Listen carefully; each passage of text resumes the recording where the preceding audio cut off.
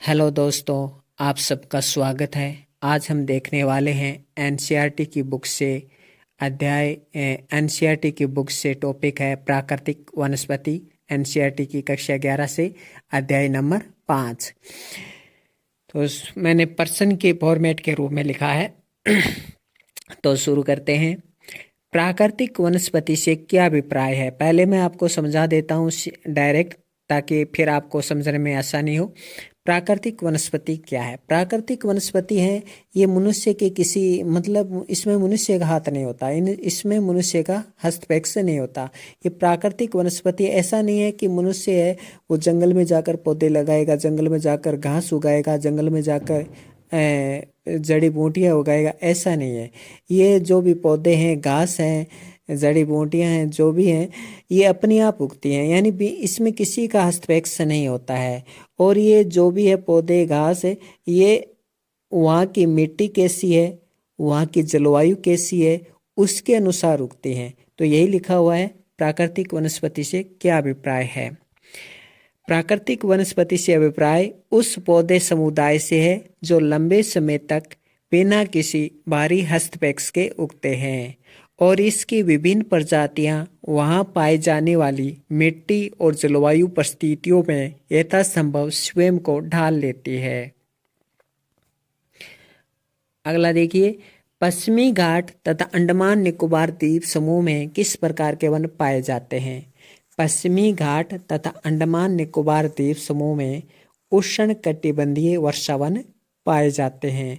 पश्चिमी घाट में उष्णकटिबंधीय वर्षावन पाए जाते हैं। देखिए, पश्चिमी घाट के पश्चिम में उष्णकटिबंधीय वर्षावन पाए जाते हैं, क्योंकि वहाँ पे जो पर्वत होते हैं वो ऊंचे ऊंचे होते हैं। और पश्चिमी घाट में पर्वत देखिए, पश्चिमी घाट में उत्तर से जब हम दक्षिण की तरफ बढ़ते हैं तो पश्चिमी घाट के जो पर्वत हैं उसकी लंबाई भी बढ़ती जाती है।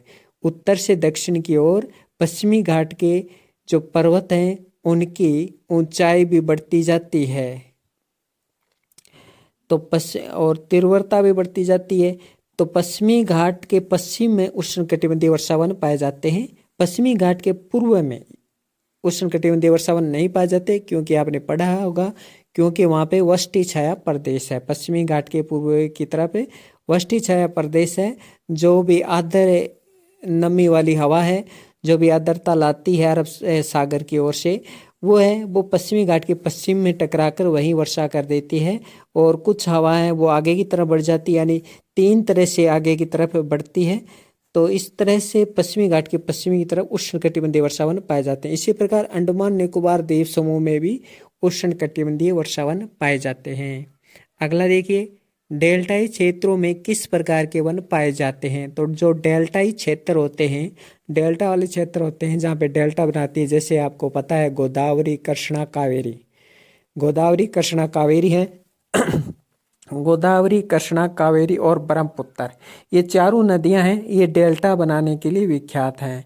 तो ये डेल्टा बनाते हैं, और जहाँ पे डेल्टा होते हैं वहाँ डेल्टाई क्षेत्रों में उष्णकटिबंधीय वन मैंग्रोव वन पाए जाते हैं। उष्णकटिबंधीय वन मैंग्रोव वन पाए जाते हैं। अब तो आपसे पूछा जाएगा कि मैंग्रोव वन कहाँ पाए जाते हैं? तो मैंग्रोव वन है वो डेल्टाई क्षेत्रों में पाए जाते हैं। अगला क्वेश्चन देखिए, उष्णकटिबंधीय सदाबहार वन कहाँ पाए जाते हैं? तो उष्णकटिबंधीय सदाबहार वन है वो 200 सेंटीमीटर से अधिक वर्षा, 22 डिग्री सेल्सियस से अधिक तापमान होना चाहिए। उष्णकटिबंधीय सदाबहार वन कहाँ पाए जाएंगे? जहाँ 200 सेंटीमीटर से अधिक वर्षा होगी, वह 22 डिग्री सेल्सियस से अधिक तापमान होगा। उष्णकटिबंधीय सदाबहार वनों में किस प्रकार की प्रजातियां पाई जाती हैं, यानी पौधों की किस प्रकार की प्रजातियां पाई जाती है? तो उष्णकटिबंधीय सदाबहार वनों में रोजवुड, महोगनी, एनी और एबनी, ये 4 ही वृक्ष दिए हुए हैं आपके एनसीईआरटी की कक्षा 11 की पुस्तक अध्याय 5 में। तो ये 4 वृक्ष दिए हुए हैं। उष्णकटिबंधीय सदाबहार वन की प्रजातियां देखिए, रोजवुड, महोगनी, एनी, एबनी। तो उष्णकटिबंधीय सदाबहार वनों में ये 2 वृक्ष जरूर याद रखिएगा, रोजवुड और महोगनी, ये बहुत ज़्यादा पूछे जाते हैं।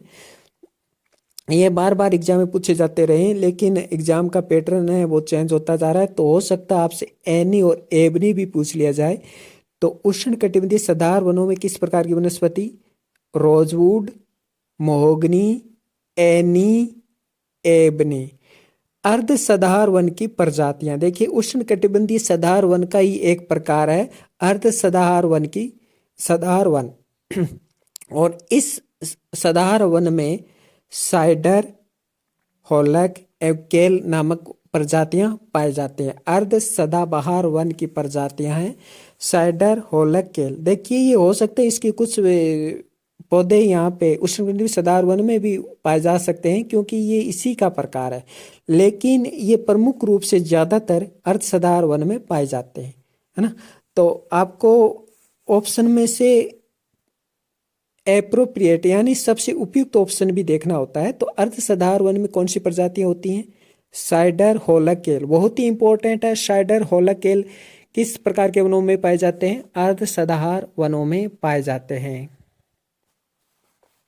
अगला देखिए, उष्णकटिबंधीय पर्णपाती वन या मानसून वन। तो उष्णकटिबंधीय पर्णपाती वन या मानसून वन, देखिए क्वेश्चन बहुत ही इंपॉर्टेंट है कि मानसून वन किसे कहा जाता है। चार ऑप्शन दे देंगे आपको, अर्ध सदाहरण वन, उष्णकटिबंधीय पर्णपाती वन, आर्द्र पर्णपाती वन, शुष्क पर्णपाती वन। तो देखिए मानसून वन कहा जाता है उष्णकटिबंधीय पर्णपाती वनों को। मानसून वन किसे कहा जाता है? ये आरआरबी के एग्जाम में आया हुआ क्वेश्चन है। मानसून वन किस प्रकार के मानसून वन अन्य किस प्रकार के अन्य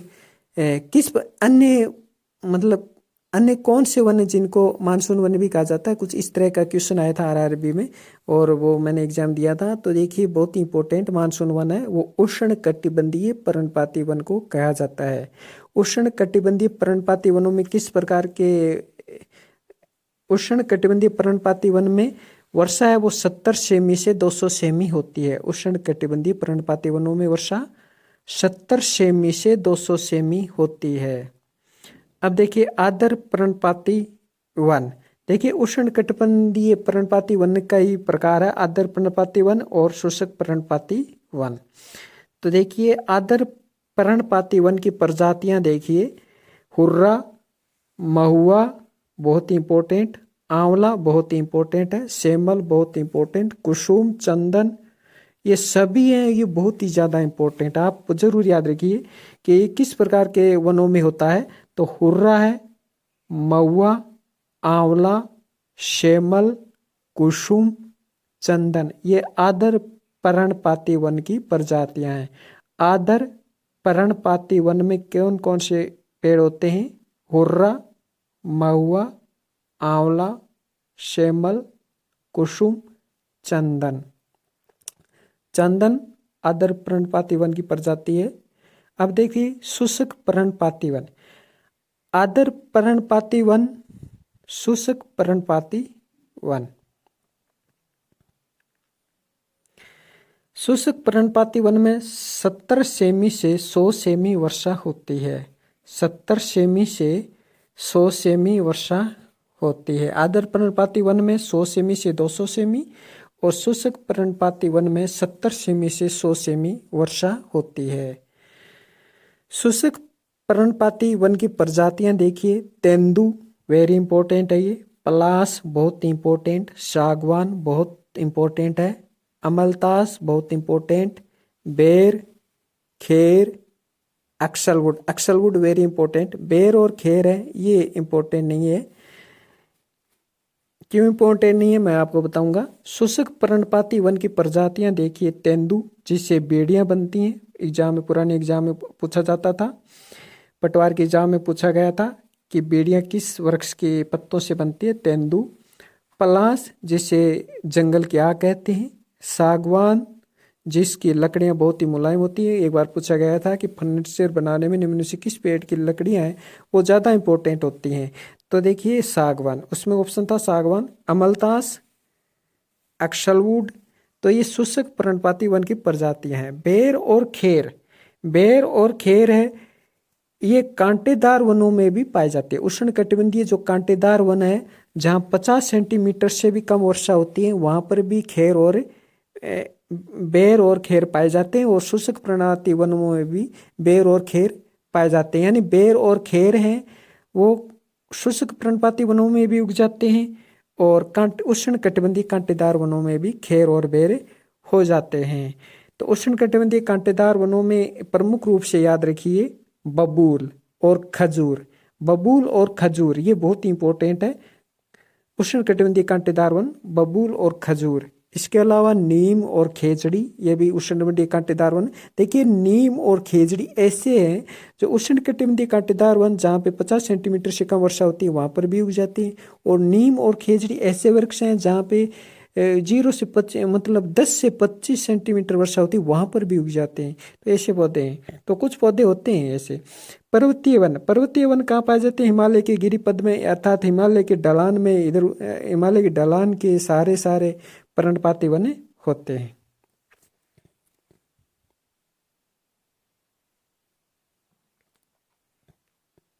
अब देखिए 1000 से 2000 मीटर की ऊंचाई पर किस प्रकार के वन होते हैं? तो 1000 से 2000 मीटर की ऊंचाई पर आदर्श शीतोष्ण कटिबंधीय वन होते हैं। तो आपसे पूछा जा सकता है 1000 से 2000 मीटर की ऊंचाई पर किस प्रकार के वन होते हैं? तो 1000 से 2000 मीटर की ऊंचाई पर आदर्श शीतोष्ण कटिबंधीय वन होते हैं। पश्चिमी हिमालय क्षेत्र में किस प्रकार के वृक्ष होते हैं? देखिए पश्चिमी हिमालय क्षेत्र में जहाँ पे खूब सारी वर्षा होती है, पश्चिमी हिमालय क्षेत्र में चीड़ के वृक्ष होते हैं, चिनार के वृक्ष होते हैं, वालन के वृक्ष होते हैं, देवदार के वृक्ष होते हैं। देखिए कितने कितने महंगे और महत्वपूर्ण वृक्ष हैं। देखिए पश्चिमी हिमालय क्षेत्र में चीड़ के वृक्ष हैं, चिनार के वृक्ष हैं, वालन के वृक्ष हैं, देवदार के वृक्ष हैं। देखिए ये वृक्ष दिए हुए हैं एनसीईआरटी की बुक्स में, तो आप समझ सकते हैं पश्चिमी हिमालय क्षेत्र में, है ना। तो पश्चिमी हिमालय क्षेत्र में जैव विविधता वो ज़्यादा होती है, जड़ी बूटियाँ ज़्यादा होती है, वृक्ष ज़्यादा होते हैं। अब देखिए 2225 से 3048 मीटर की ऊंचाई पर, देखिए एनसीईआरटी बुक्स में जैसा लिखा हुआ वैसा का वैसा मैंने लिख दिया। तो 2225 से 3048 मीटर की ऊंचाई पर किस प्रकार के वृक्ष होते हैं? तो देखिए ब्लू पाइन वृक्ष, स्प्रूस के वृक्ष, वेरी इंपॉर्टेंट, ब्लू पाइन वृक्ष एवं स्प्रूस के वृक्ष एवं शीतोष्ण कटिबंधीय घास, जो कि आप जानते हो लास्ट में शीतोष्ण कटिबंधीय घास होती है। शीतोष्ण कटिबंधीय घास कहाँ होती है? जहाँ 2225 से 3048 मीटर की ऊंचाई पर, कह सकते हैं 2500 मीटर से 3000 मीटर की ऊंचाई पर शीतोष्ण कटिबंधीय घास होती है। 1500 मीटर से 1750 मीटर की ऊंचाई पर चीड़ के वृक्ष होते हैं। चीड़ के वृक्ष हिमालय क्षेत्र में भी, आपको पता है हिमालय क्षेत्र मतलब अधिकांश चोटियां हैं, पर्वत हैं, वो काफी ऊंचे होते हैं। तो 1500 मीटर से 1750 मीटर की ऊंचाई पर चीड़ के वृक्ष पाए जाते हैं। अब देखिए 3000 से 4000 मीटर की ऊंचाई पर वृक्ष silver fir, juniper, pine, birch, rhododendron. अब आपसे मैं क्वेश्चन पूछता हूं कि 3000 से 4000 मीटर की ऊंचाई पर निम्न में से कौन सा वृक्ष नहीं होता? Option A silver fir, option B juniper, option C pine, option D चीड़। तो चीड़ के वृक्ष हैं वो 1500 मीटर से 1700 मीटर की ऊंचाई पर ही उग जाते हैं। 3000 से 4 मीटर की ऊंचाई बहुत ज़्यादा होती है। यहाँ पे silver fir, juniper, pine, birch, rhododendron.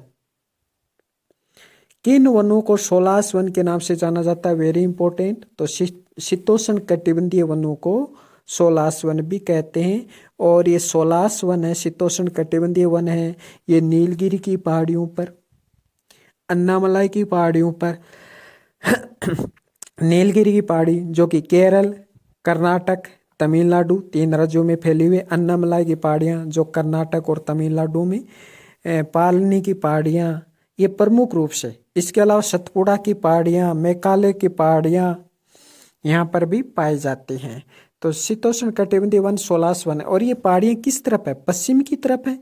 तो ये पश्चिमी तट पर पाए जाते हैं ना। शीतोष्ण कटिबंधीय वन है ये, सोलास वन है, ये पश्चिमी तट पर, भारत के पश्चिमी तट पर, अर्थात नीलगिरी पहाड़ी, अन्नामलाई पहाड़ी, पालनी की पहाड़ियाँ। और एक बात याद रखिए कि जो तमिलनाडु है वो पूर्व की तरफ भी है और पश्चिम की तरफ भी है।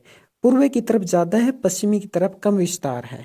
तो शीतोष्ण कटिबंधीय वन है वो प्रमुख रूप से अगर पूछा जाए तो पश्चिमी तट होगा, और थोड़ी बहुत वन है वो पूर्व की तरफ भी है, क्योंकि तमिलनाडु पूर्व की तरफ भी है। तो शीतोष्ण कटिबंधीय वन है, इन्हें सोलास वन भी कहा जाता है। नीलगिरी पहाड़ियाँ, अन्नामलाई की पहाड़ियाँ, पालानी की पहाड़ियाँ, सतपुड़ा की पहाड़ियाँ और मेघालय की पहाड़ियाँ, यहाँ पर शीतोष्ण कटिबंधीय वन सोलास वन पाए जाते हैं। अब देखिए ये पता नहीं क्या दिया हुआ है एनसीईआरटी की बुक्स में। देखिए भारत की आर्द्र भूमि को 8 भागों में बांटा गया है। इन्हें जल्दी जल्दी आप पढ़ लीजिए, बाकी एग्जाम की दृष्टि से इम्पोर्टेंट नहीं है। तो भारत की आर्द्र भूमि को ये याद रखिएगा, भारत की आर्द्र भूमि को कितने भागों में बांटा गया? 8 भागों में। एग्जाम में आएगा,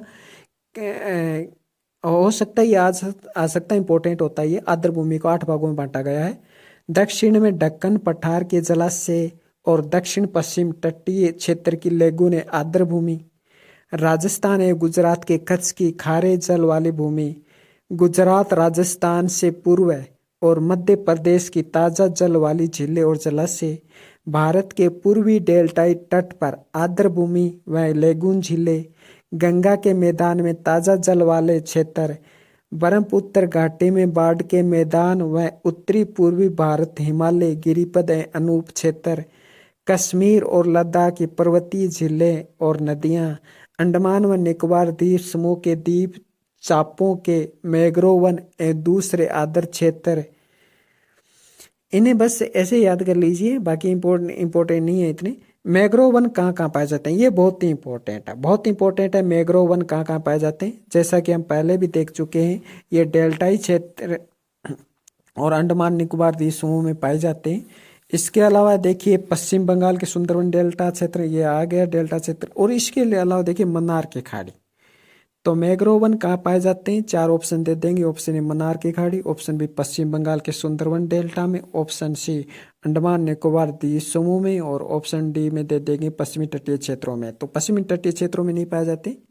मैंग्रोव वन है अंडमान निकोबार द्वीप समूह में, पश्चिम बंगाल के सुंदरवन डेल्टा में एवं मन्नार की खाड़ी में पाए जाते हैं। और आपसे पूछा जाए सुंदरवन का डेल्टा कहाँ है, तो ये असम और बांग्लादेश के मध्य में स्थित है, सीमा पर स्थित है। और इसके अलावा देखिए मैंग्रोव वन महानदी, गोदावरी और कृष्णा नदियों के डेल्टाई भाग में, और ये नदियां पूर्व की तरफ बहती हैं, पूर्व यानी पूर्वी भागों में, पूर्वी तटीय क्षेत्रों में भी ये पाए जाते हैं, लेकिन पश्चिमी तटीय क्षेत्रों में नहीं पाई जाती, जैसे ही मैंने आपको बताया। तो महानदी, गोदावरी, कृष्णा, ब्रह्मपुत्र, ये क्या है, डेल्टा बनाती है। इसके अलावा गंगा नदी भी डेल्टा बनाती है ना, हमने पढ़ा था गंगा और ब्रह्मपुत्र के जो बीच में होता है डेल्टाई क्षेत्र, जो असम में होता है। और ये बांग्लादेश, असम में बांग्लादेश से सीमा लगती है। तो इस प्रकार से बांग्ला और असम के बीच में जो डेल्टाई क्षेत्र है उसे डेल्टा क्षेत्र, सुंदरवन का डेल्टा क्षेत्र कहते हैं, जो कि विश्व का सबसे बड़ा डेल्टा क्षेत्र है। ये आपसे क्वेश्चन पूछा जाए कि एशिया का सबसे बड़ा डेल्टाई क्षेत्र कौन सा है, तो सुंदरवन का डेल्टाई क्षेत्र करना, और विश्व का सबसे बड़ा भी यही है। तो महानदी, गोदावरी और कृष्णा नदियों के डेल्टाई भाग में भी मैंग्रोव वन पाए जाते हैं। सुंदरवन के मैंग्रोव वन किस प्रकार की इमारती लकड़ियां पाई जाती हैं यानी सुंदरवन है वहां पे मैंग्रोव वन होते हैं, वहां पे किस प्रकार की इमारती लकड़ियां पाई जाती हैं, यानी सुंदरवन के मैंग्रोव वनों में। कहने का मतलब जो सुंदर वन है, सुंदर डेल्टाई क्षेत्र है, वहाँ पे मैंग्रोव वन होते हैं, और वहाँ पे किस प्रकार की इमारती लकड़ियाँ पाई जाती हैं। तो वहाँ पे ये देखिए वेरी इंपॉर्टेंट है, हेरी, सिएरा एंड फोमीज। ये फोमीज पूछा जा चुका है कि फोमीज नामक जो इमारती लकड़ियाँ होती है वो किस प्रकार के, फोमीज पूछा जा चुका है। ये मैंग्रोव वनों में होते हैं फोमीज। इसके अलावा आप हेरी, सिएरा याद रखिए, आगामी एग्जाम में हो सकता है पूछा जाए। कौन सा जैवमंडल नीचे गारो पहाड़ियों का हिस्सा है, कौन सा जैवमंडल नीचे, देखिए आपके एनसीईआरटी बुक्स में 2 में जैवमंडल दे रखे हैं, और मैं मानता भी हूँ बहुत इंपॉर्टेंट है। तो कौन सा जैवमंडल नीचे गारो पहाड़ियों का हिस्सा है, नोकरेक है, वो गारो पहाड़ियों के आसपास है। तो कौन सा जैवमंडल नीचे है, गारो पहाड़ियों का हिस्सा है, तो नोकरेक, वेरी इंपॉर्टेंट। मन्नार की खाड़ी मन्नार की खाड़ी का विस्तार बताया गया है बुक में। तो देखिए मन्नार की खाड़ी है वो तमिलनाडु के उत्तर में रामेश्वरम द्वीप से दक्षिण में कन्याकुमारी तक विस्तृत है। तमिलनाडु के उत्तर में रामेश्वरम द्वीप से लेकर दक्षिण में कन्याकुमारी तक विस्तृत है, मन्नार की खाड़ी। अब देखिए सिमलीपाल जैवमंडल नीचे, सिमलीपाल जैवमंडल नीचे कहाँ है? ये मयूरभंज जिला उड़ीसा में है। सिमलीपाल जैवमंडल नीचे। देखिए विश्व धरोहर में कितने जैवमंडल हैं? 10 जैवमंडल है। अभी भी 10 जैवमंडल है, एनसीईआरटी उसमें 10 दे रखे, तो वो ही मानना है आपको, ठीक। तो जैवमंडल नीचे कितने हैं? और वैसे भी एनसीईआरटी बुक्स नई है, 2020-21 में ये शुरू हो गई थी, 20 में शुरू हो गई थी। तो सिमलीपाल जैवमंडल नीचे में 10 जैवमंडल नीचे आते हैं। विश्व धरोहर में जैवमंडल नीचे कितने आते हैं? 10 आते हैं। सिमलीपाल जैवमंडल नीचे कहाँ है? मयूरभंज जिला उड़ीसा। देखिए मैंने महत्वपूर्ण जैवमंडल लिए हैं, नीचे लिए हैं, यही एग्जाम में ज्यादातर पूछे जाते हैं क्योंकि इनकी कोई ना कोई विशेषता होती है। सिमलीपाल जैवमंडल नीचे है, ये मयूरभंज जिला उड़ीसा में है। नंदा देवी जैवमंडल नीचे, नंदा देवी जैवमंडल नीचे है, ये उत्तराखंड में है। और नंदा देवी जैवमंडल नीचे में शीतोष्ण कटिबंधीय वन पाए जाते हैं। नंदा देवी जैवमंडल नीचे में, नंदा देवी जैवमंडल में शीतोष्ण कटिबंधीय वन पाए जाते हैं, वेरी इंपॉर्टेंट। और यहाँ की प्रजातियां भी देखिए, नंदा देवी में सिल्वर वुड, और ये सिल्वर वुड है, बहुत ऊंचाई पर पाए जाते हैं। देखिए लेकिन नंदा देवी में फिर भी ये सिल्वर वुड पाया जाता है, इसका कारण है शीतोष्ण कटिबंधीय वन। लेटिफोली ऑर्चिड एवं रोडोडेंड्रॉन। तो नंदा देवी जैवमंडल में सिल्वर वुड, लेटिफोली, ऑर्चिड एवं रोडोडेंड्रॉन, ये शीतोष्ण कटिबंधीय वन में पाए जाते हैं प्रजातियां। नंदा देवी जैवमंडल नीचे कहाँ है? उत्तराखंड में है। उत्तराखंड की सबसे ऊंची चोटी नंदा देवी ही है, यानी उत्तराखंड का जो सबसे ऊंचा पर्वत है वो नंदा देवी है। और अक्सर यही पढ़ाया जाता है एग्जाम में, जो भी कहीं भी आप जाइए, नंदा देवी बहुत इंपॉर्टेंट है क्योंकि यहाँ पे शीतोष्ण कटिबंधीय वन है, सिल्वर वुड, लेटिफोली, ऑर्चिड, रोडोडेंड्रॉन प्रजाति पाई जाती है। वन्य जीव देखिए, नंदा देवी जैवमंडल में कौन कौन से वन्य जीव? हिम तेंदुआ, नंदा देवी जैवमंडल में हिम तेंदुआ, काला भालू, बोरा भालू। और नंदा देवी में देखिए कस्तूरी मृग, हिम मुर्गा, सुनहरा बाज। तो वेरी इंपॉर्टेंट है नंदा देवी जैवमंडल नीचे, आप जरूर याद रखिए। इसके अलावा नीलगिरी जैवमंडल नीचे, वेरी इंपॉर्टेंट। नंदा देवी भी वेरी इंपॉर्टेंट, नीलगिरी जैवमंडल नीचे भी वेरी इंपॉर्टेंट। स्थापना 1986 में। नीलगिरी जैवमंडल नीचे भारत का पहला जैवमंडल नीचे है, इंपॉर्टेंट है, बार बार पूछा जाता है। नीलगिरी जैवमंडल नीचे में देखिए पहाड़ियां, देखिए साइलेंट वैली एवं सिंधुवानी पहाड़ियां शामिल है। साइलेंट वैली, शांत घाटी कहाँ है? नीलगिरी जैवमंडल नीचे में। वन्य जीव देखिए शेर जैसी दूम वाले बंदर, यानी ऐसे बंदर जिसकी पूंछ है वो शेर जैसी है। चीतल, गौर, सांभर, हाथी, बाघ, ये देखिए सांभर है, गौर है, दूम जैसे वाले बंदर हैं, चीतल है। ये ऐसे वन्य जीव हैं जो संकट सूची में शामिल है, यानी संकट सूची में ये शामिल है। जो येलो पुस्तक होती है ना, वो संकट का सूचक होती है, और उसमें ये जीव दे रखे हैं संकट सूची में, चीतल, गौर, सांबर। ये इसके अलावा बाघ भी और शेर जैसी दूम वाले बंदर, ये संकट सूची में शामिल है। तो ये नीलगिरी जैवमंडल नीचे में पाए जाते हैं। कितनी बड़ी बात है, कितनी महत्वपूर्ण बात है। सिंधुवानी की पहाड़ियां किस जैवमंडल में है? नीलगिरी जैवमंडल में। साइलेंट वैली कहाँ है? नीलगिरी जैवमंडल में। नीलगिरी जैवमंडल का स्थापना कब हुआ? 1986 में। भारत का पहला जैवमंडल नीचे कौन सा है? नीलगिरी।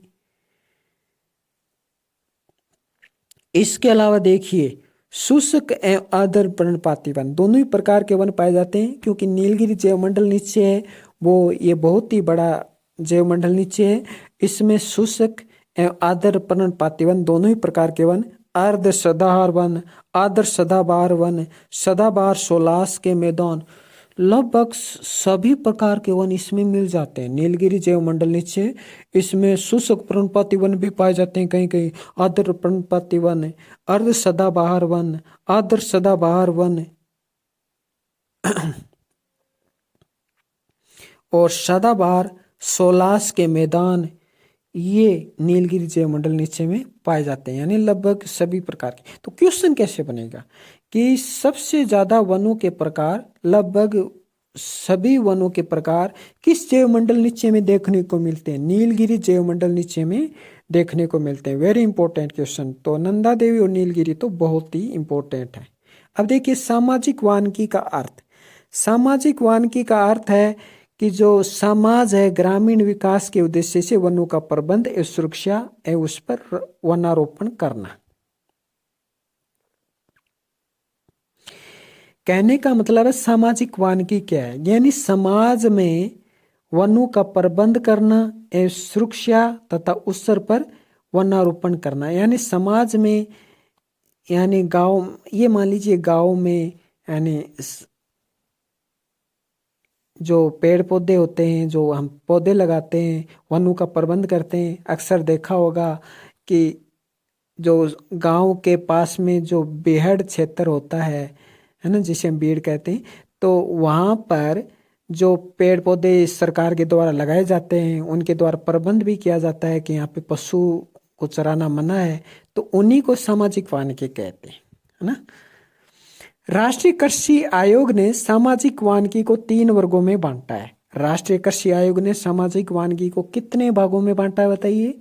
राष्ट्रीय कृषि आयोग ने 3 भागों में, शहरी वानिकी, ग्रामीण वानिकी और फार्म वानिकी। ये देखिए, ये भी वनस्पति के अंतर्गत आता है।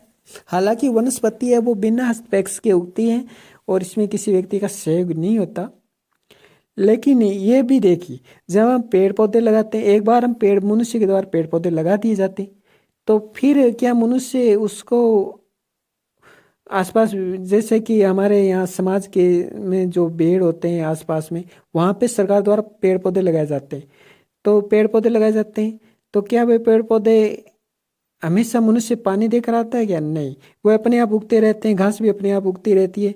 तो ये भी सामाजिक वानिकी के 3 वर्गों में आता है, ये भी वनस्पति के अंतर्गत आता है। तो शहरी वानिकी, ग्रामीण वानिकी, फार्म वानिकी। अब देखेंगे शहरी वानिकी क्या है, ग्रामीण वानिकी क्या है एवं फार्म वानिकी क्या है। शहरी वानिकी क्या है? शहरों के आसपास जो भी निजी एवं सार्वजनिक क्षेत्र हैं, जैसे कि हरित पट्टी है, पार्क है, जैसे पार्क है, सड़कों के आसपास पेड़ पौधे लगाना, जहाँ पे उद्योग विकसित किए गए हैं छोटे मोटे, वहाँ पर आसपास पौधे लगाना। जो भी व्यापारिक स्थल हैं वहाँ पे आसपास पौधे लगाना, उनका प्रबंध करना ही शहरी वानिकी है।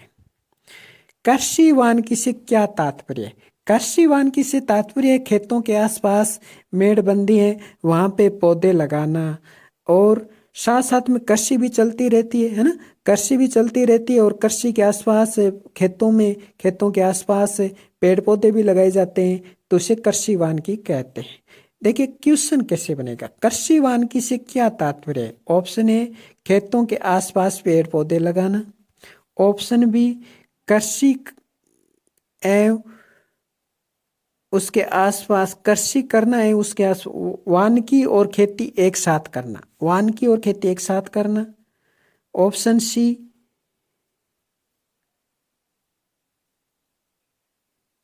पहले पेड़ पौधे लगाना और उसके कुछ समय बाद कृषि करना, ऑप्शन डी उपयुक्त सभी। तो इस प्रकार से ऑप्शन दिए जाएंगे घुमा फिरा कर। तो क्या होगा, कृषि वानिकी से अभिप्राय है वानिकी और खेती एक साथ करना, यानी पेड़ पौधे भी लगाने खेत के आसपास और उसी समय फसल की बुआई भी करनी है, तो इसे ही कृषि वानिकी कहते हैं।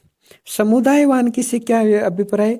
समुदाय वानिकी से अभिप्राय समूह के द्वारा जो भी पेड़ पौधे लगाए जाते हैं। समुदाय वानिकी से अभिप्राय है कि गांव है, गांव के आसपास पेड़ पौधे लगाना, चारागाह है, चारागाह के आसपास पेड़ पौधे लगाना, मंदिर है, मंदिर के आसपास पेड़ पौधे लगाना। जो भी नहर है, नहर के आसपास पेड़ पौधे लगाना। सड़क है, सड़क के आसपास पौधे लगाना। रेल पटरी के किनारों के आसपास पौधे लगाना। विद्यालय में पेड़ पौधे लगाना। अब देखिए ये क्वेश्चन कैसे बनता है। निम्न में से विस्तृत रूप से वानिकी का उदाहरण निम्न में से कौन सा माना जाता है? ऑप्शन ए कृषि वानिकी, ऑप्शन बी समुदाय वानिकी, ऑप्शन सी फार्म वानिकी। तो सही आंसर क्या होगा? समुदाय वानिकी। अब देखिए फार्म वानिकी से क्या अभिप्राय? फार्म वानिकी से अभिप्राय खेतों के आसपास व्यापारिक महत्व वाले पौधे लगाना और चारागाह, जो भी चारागाह है वहां पर भी पेड़ पौधे लगाना, इसे फार्म वानिकी कहते हैं। और ये फार्म वानिकी के जो पौधे हैं ये सरकार द्वारा निःशुल्क किसानों को उपलब्ध करवाए जाते हैं। तो क्वेश्चन क्या बनेगा कि सरकार द्वारा किसानों को जो निःशुल्क पौधे उपलब्ध करवाए जाते हैं वो किस प्रकार की वानिकी में आते हैं? फार्म वानिकी, ऑप्शन बी समुदाय वानिकी, ऑप्शन सी कृषि वानिकी, ऑप्शन डी कोई नहीं। तो इस प्रकार या ऑप्शन डी में दे देंगे सभी। तो सही आंसर क्या होगा? फार्म वानिकी। तो इस तरह से क्वेश्चन बन जाते हैं। तो इस प्रकार से ये प्राकृतिक वनस्पति एनसीईआरटी कक्षा 11 से लिया हुआ प्राकृतिक वनस्पति अध्याय नंबर 5 यहीं पर कंप्लीट होता है। आई होप आपको ये अच्छा लगा होगा। नेक्स्ट टॉपिक हम जलवायु से लेंगे। धन्यवाद।